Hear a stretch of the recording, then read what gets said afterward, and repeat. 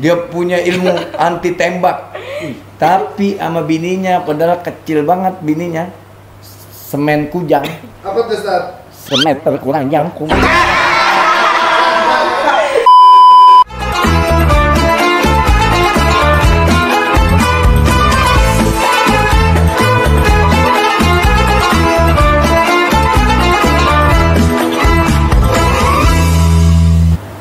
Ini mumpung Ustadz masih ada, ntar gua udah pulang lu baru nanya. Sebenarnya. Nanya lewat WA. Udah lewat WA. WA udah gitu. Mana dikit banget Pak Ustadz.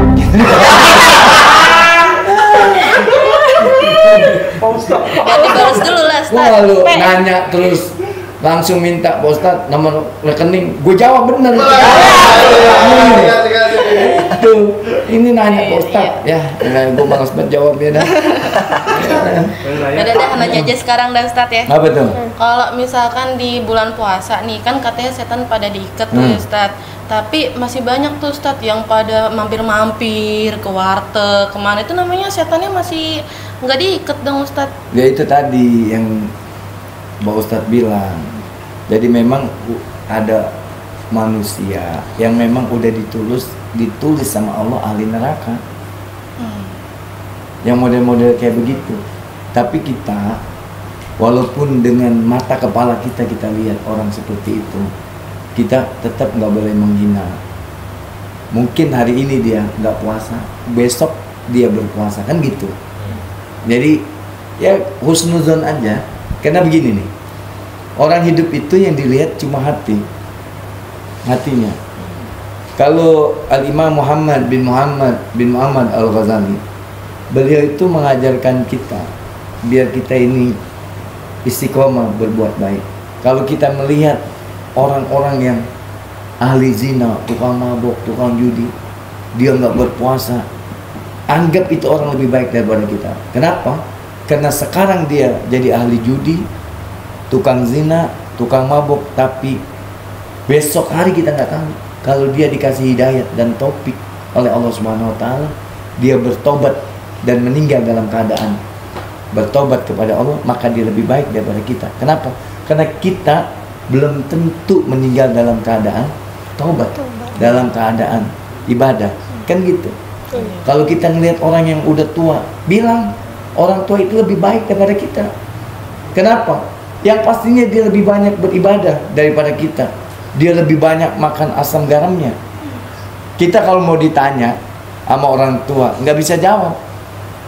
Lu jangan macem-macem anak muda sama gua. Gua pernah muda, lu pernah tua.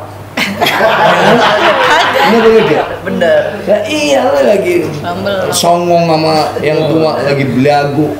Nah kalau ditanya begitu, gua pernah muda, lu pernah tua. Belum. Nah iya. Iya juga ya. Bener apa kagak? Nah iya. Makanya anggap dia lebih tua. Kalau kita ngelihat anak kecil, bilang dia lebih baik daripada kita. Kenapa? Karena anak kecil belum ditulis, ya kan? Dia mau berbuat apa? Mau kencing, lari, mau makan sambil berdiri apa? Ditulis apa kagak? Dosa apa enggak? Ya kan? Gitu. Lebih baik mana dia sama kita? Lebih baik dia. Kita kan udah ditulis. Kencing diri, ya kan? Nggak ngikutin Nabi, ya kan? Makan tangan kiri. Ajaran siapa? Ajaran Nabi tangan kanan. Pakai sendal, cari yang kanan tuh, baru kita pakai. Jangan yang bagus, punya ustadz, punya kiai diberi. Saya ceramah di mana-mana, sendal saya hilang mulu. Ya Allah. Ya Allah. Sendal saya cakep. Ya, paham?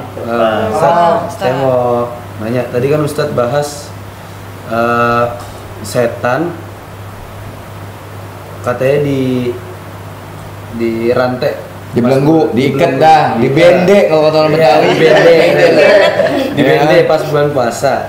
Terus Ustadz bilang ada beberapa orang yang sudah ditulis sama Allah itu ahlu neraka. Betul. Itu Allah nulisnya pas kapan, Ustaz? La ilaha illallah. Nah, jadi begini. Jadi sebelum Allah menciptakan kita ke alam dunia ini, Allah udah tulis kita di usia kandungan ibu kita. Paham enggak? Maka ada bahasa begini, inna sa'ida la sa'idu fi batni ummi wa inna saqiyya la saqiyya fi batni ummi. Sesungguhnya orang bahagia, orang yang udah ditulis di dalam perut ibunya. Dan orang yang celaka pun ditulis di dalam perut ibunya. Ada satu sahabat yang kerjanya hanya berjuang di jalan Allah Subhanahu wa ta'ala. Tahu-tahu Nabi bilang sama sahabat yang lain, engkau tahu orang ahli neraka? Nggak tahu ya Rasulullah. Itu orangnya. Bingung ini sahabat. Lah, itu kan bukan orang yang paling depan kalau perang. Nggak pernah mundur dia. Kok bisa dibilang sama Nabi dia ahli neraka? Akhirnya diikuti nih, dikuntit nih orang ini sama sahabat yang dikasih tahu sama Nabi. Nggak taunya benar. Perang dia, luka, saking sakitnya dia kena lukanya itu, nggak kuat dia. Akhirnya dia bunuh diri.